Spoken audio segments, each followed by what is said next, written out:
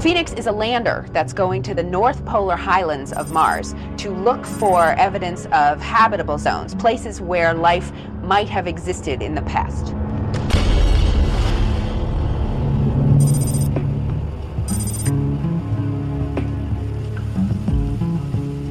Moving flight hardware, not even to mention an entire spacecraft, is usually a delicate affair.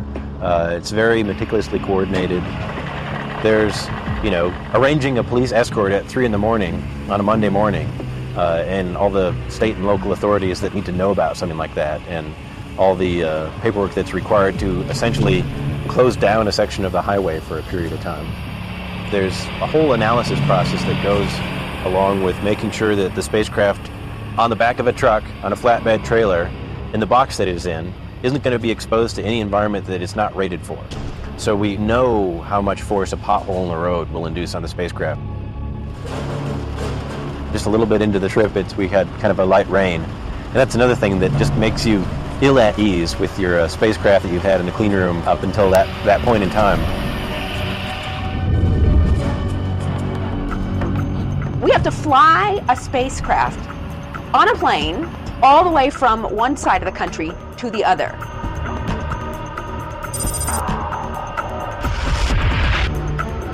And that is a scary thing.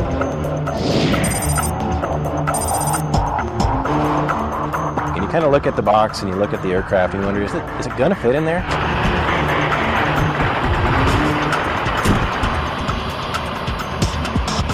When they open those rear doors, there's this cavernous space inside. Even as big as it is, this box just barely fits inside of it.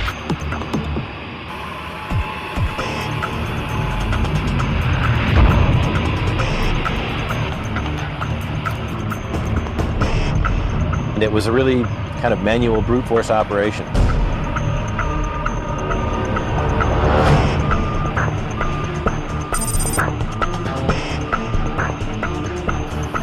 It looks just like we're loading a box onto a plane. Inside this box is such an enormous treasure. This is something that these hundreds and hundreds of people have worked on to make it all come together. We've got Air Force pilots, most trustworthy people. They are flying this spacecraft from Denver to Cape Canaveral. And we trust these pilots, but we still worry.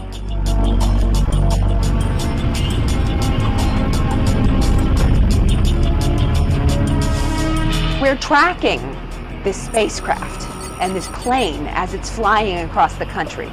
And as Florida comes into view, we think, oh, we're okay, and we can relax. We can't be relieved because we have still a huge amount of work to do to get this spacecraft to the launch pad, assembled properly, all fueled up and ready to go to Mars.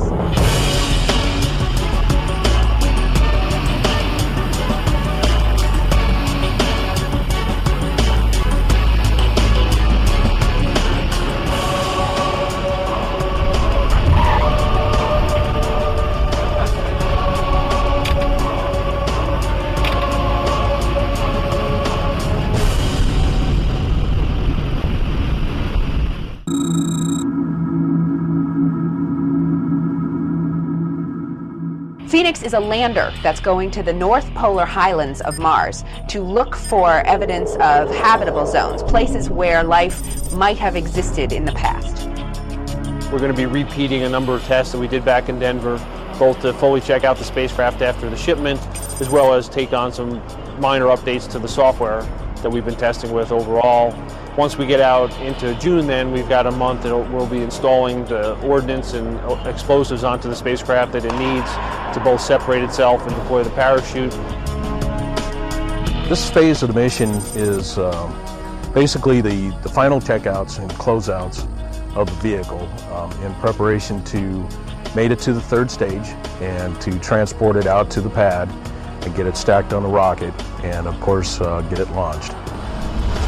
The most challenging part is as you get closer and closer to the end, there's less and less room to recover if something doesn't go right. So, it's really just managing things and being on top of every little item, because there's a point there where you can't recover, and you don't want to get to that point. The biggest challenge this week is actually not the launch window per se, because it's an early morning launch, but we are in our peak afternoon thunderstorm time of the year. So the biggest challenges are the propellant loading that has taken place on the pad over the last couple of days, and it's been canceled because of the thunderstorms.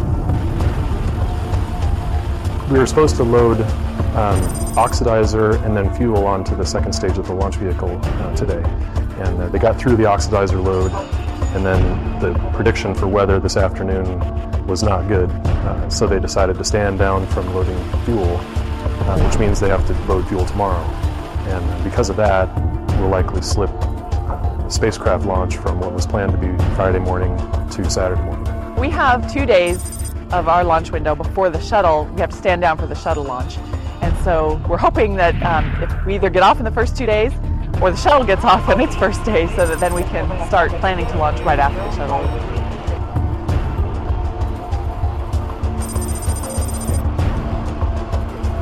7, 6, 5, 4. Main engine start. 2, 1, 0. And liftoff of the Delta II rocket with Phoenix, a distant science outpost seizing clues of the evolution at the polar region of Mars.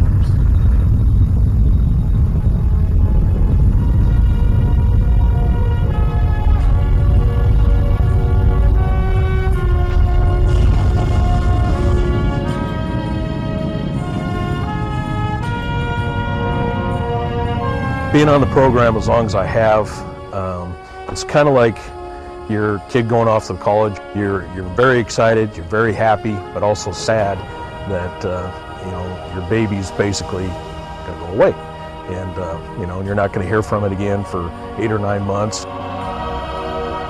There's a lot of joy, a lot of sadness, a lot of nervousness, but that's part of the job, and we all deal with it different ways.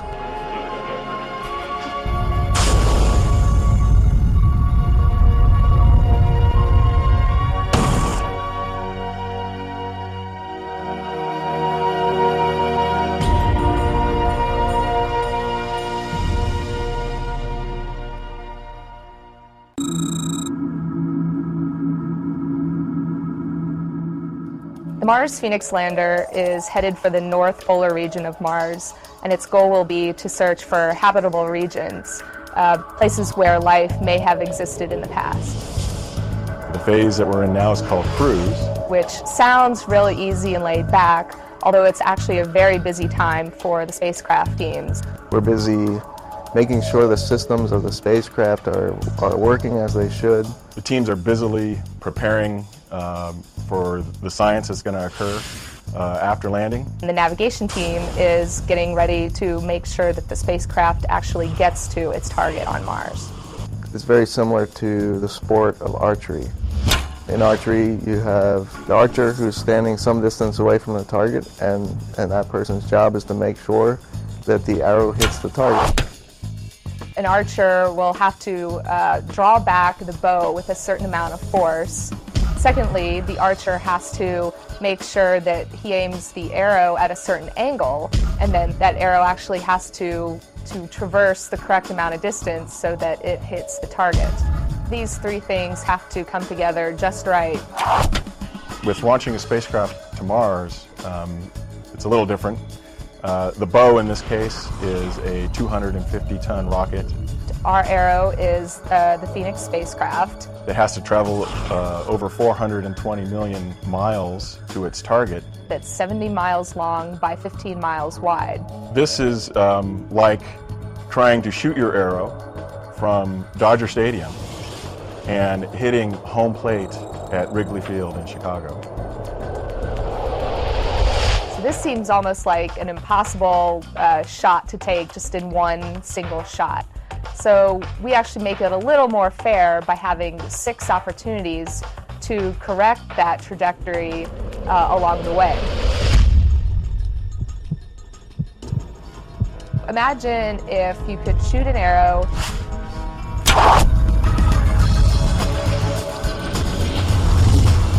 stop it in its path, check to make sure if it's on course for the target, and if not, be able to nudge it back to its target so that it's headed for the right place. Now, of course, our spacecraft is moving at about 60,000 miles per hour. It never stops. So the corrections have to be performed along the way while the spacecraft is still in motion. We track the spacecraft using the Deep Space Network of antennas, and we figure out exactly where the spacecraft is, where it's heading, and then compute where it actually needs to be. We develop commands to fire the thrusters on board the spacecraft to make any corrections that we need to make. 22 hours prior to entry, we have one last chance to make a fine-tuning of where we're going to land. The arrow hitting a target is a decent analogy for what the navigation team does. But in reality, it's a lot more complicated than that. Earth and Mars are rotating around the sun at various speeds in constant motion. The spacecraft itself is moving very fast across the solar system. It's trying to hit a moving target, and that target is also spinning on its axis. And we have to keep all of these things in mind while we're attempting to hit this target. It's pretty challenging, all these things that you have to take into account and actually get done during this so-called cruise phase, where it's not laid back at all by any means.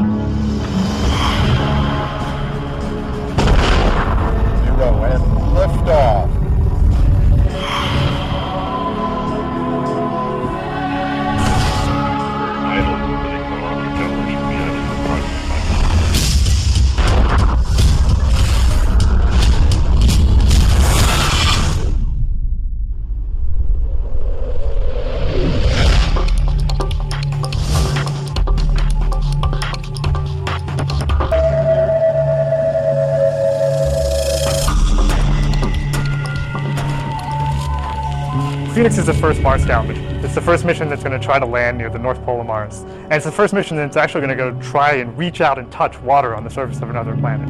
Where there tends to be water, at least on Earth, there tends to be life. And so it's potentially a place where life could have existed on the planet in the past. The main purpose of EDL is to take a spacecraft that is traveling at 12,500 miles an hour and bring it to a screeching halt in a soft way in a very short amount of time. We enter the Martian atmosphere. We're 70 miles above the surface of Mars, and our lander is safely tucked inside what we call an aeroshell. Looks kind of like an ice cream cone, more or less. And on the front of it is this heat shield, this saucer-looking thing that has about a ½ inch of essentially what's cork on the front of it, which is our heat shield. Now this is really special cork, and this cork is what's going to protect us from the violent atmospheric entry that we're about to experience.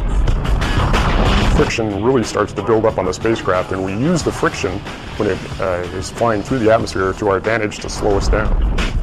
From this point, we're going to decelerate from 12,500 miles an hour down to 900 miles an hour. The outside can get almost as hot as the surface of the sun. The temperature of the heat shield will reach 2,600 degrees Fahrenheit. But the inside doesn't get very hot. It probably gets about room temperature. There is this window of opportunity within which we can deploy the parachute. If you fire the chute too early, the parachute itself could fail. The fabric and the stitching could just pull apart. And that would be bad. In the first 15 seconds after we deploy the parachute, we'll decelerate from 900 miles an hour to a relatively slow 250 miles an hour. We no longer need the heat shield to protect us from the force of atmospheric entry. So we jettison the heat shield, exposing for the first time our lander to the atmosphere of Mars. After the heat shield has been jettisoned and the legs are deployed, the next step is to have the radar system begin to detect how far Phoenix really is from the ground. We've lost 99% of our entry velocity. So we're 99% of the way to where we want to be. But that last 1%, as it always seems to be, is the tricky part. Now, the spacecraft actually has to decide when it's going to get rid of its parachute. We separate from the lander going 125 miles an hour at roughly a kilometer above the surface of Mars, 3,200 feet. That's like taking 2 Empire State Buildings and stacking them on top of one another. That's when we separate from the back shell, and we're now in free fall. It's a very scary moment. A lot has to happen in a very short amount of time.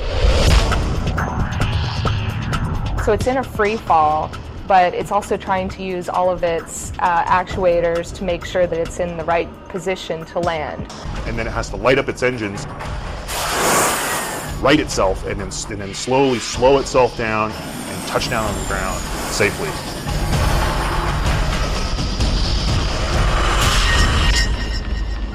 Earth and Mars are so far apart that it takes over 10 minutes for a signal from Mars to get to Earth. And EDL itself is all over in a matter of 7 minutes. So by the time we even hear from the lander that EDL has started, it'll already be over. We have to build large amounts of autonomy into the spacecraft so that it can land itself safely. EDL is this immense technically challenging problem. It's about getting a spacecraft that's hurtling through deep space and using all this bag of tricks to somehow figure out how to get it down to the surface of Mars at 0 miles an hour. It's this immensely exciting and challenging problem.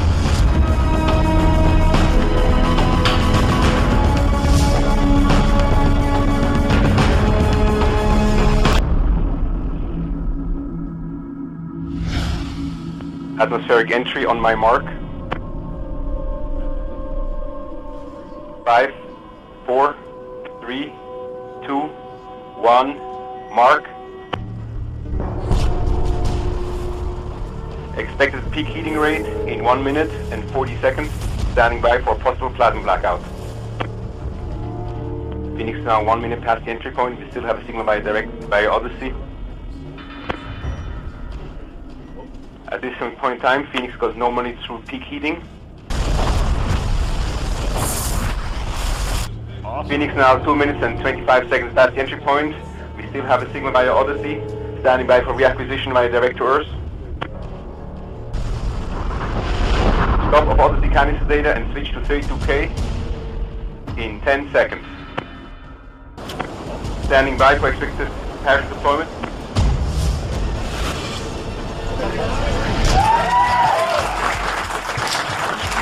Parachute deployment trigger detected. Heat shield trigger detected. Ground relative velocity 90 meters per second.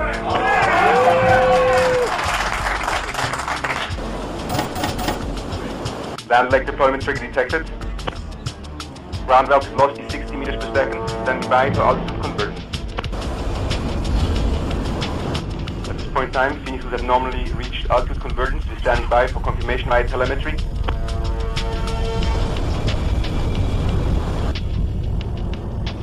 Radar reliable. Altitude 2,000 meters. Altitude convergence detected. Altitude 1,800 meters, 1,700 meters, 1,600 meters. Standing by for land separation. Altitude 1,100 meters. Signal may drop out during land separation. Altitude 1,000 meters. The separation detected. We have reacquired the signal. Gravity turn detected. Altitude 600 meters, 500 meters. 400 meters, 250 meters, 150 meters, 100 meters, 80 meters, 50 meters. Come on. Constant velocity phase detected. Altitude 40 meters, 30 meters, 27 meters, 20 meters, 50 meters. Standing by for touchdown. Touchdown signal detected. Landing sequence initiated. Helium vent detected.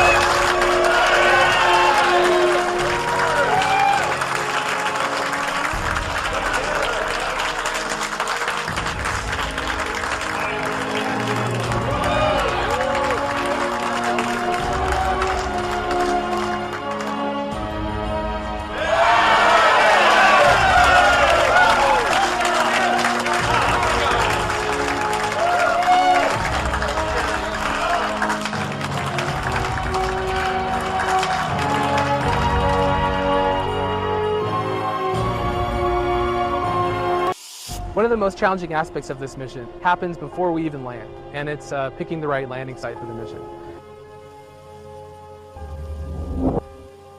We want to study the habitability of Mars. We want to really figure out if it was ever capable of supporting life. And the way we do that is to really follow the evidence of water on Mars.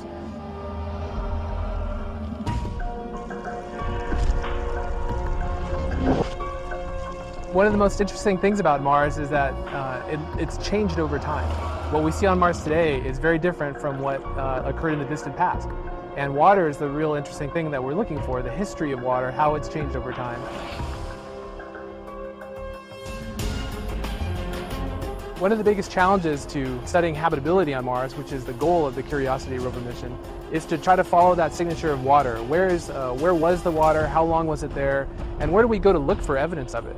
If we were somewhere like this, where there's a pretty obvious geologic record of water flowing, carrying material down, that would be a home run. But the real challenge is finding that one spot on Mars to send this great rover mission to.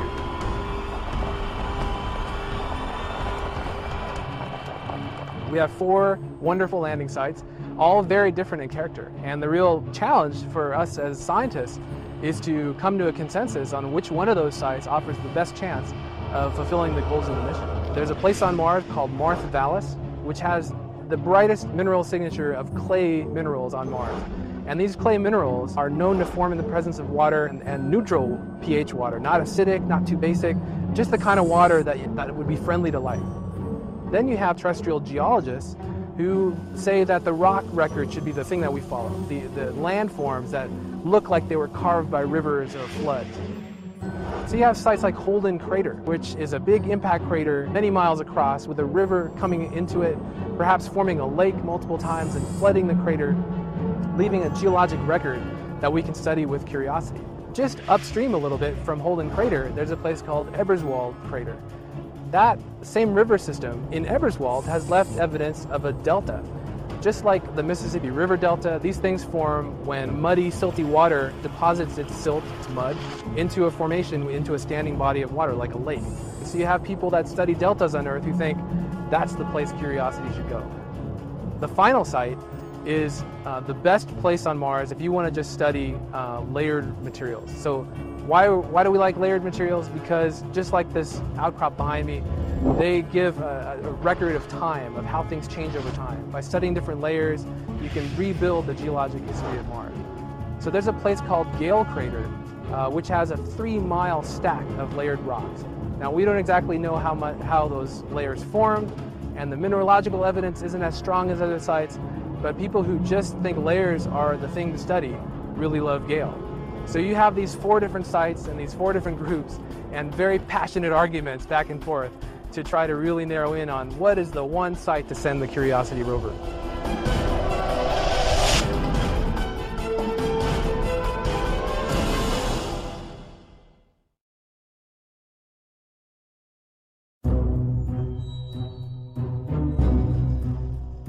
When people look at it, it looks crazy. That's a very natural thing. Sometimes when we look at it, it looks crazy. It is the result of reasoned engineering thought, but it still looks crazy. From the top of the atmosphere down to the surface, it takes us 7 minutes. It takes 14 minutes or so for the signal from the spacecraft to make it to Earth. That's how far Mars is away from us. So when we first get word that we've touched the top of the atmosphere, the vehicle has been alive or dead on the surface for at least 7 minutes.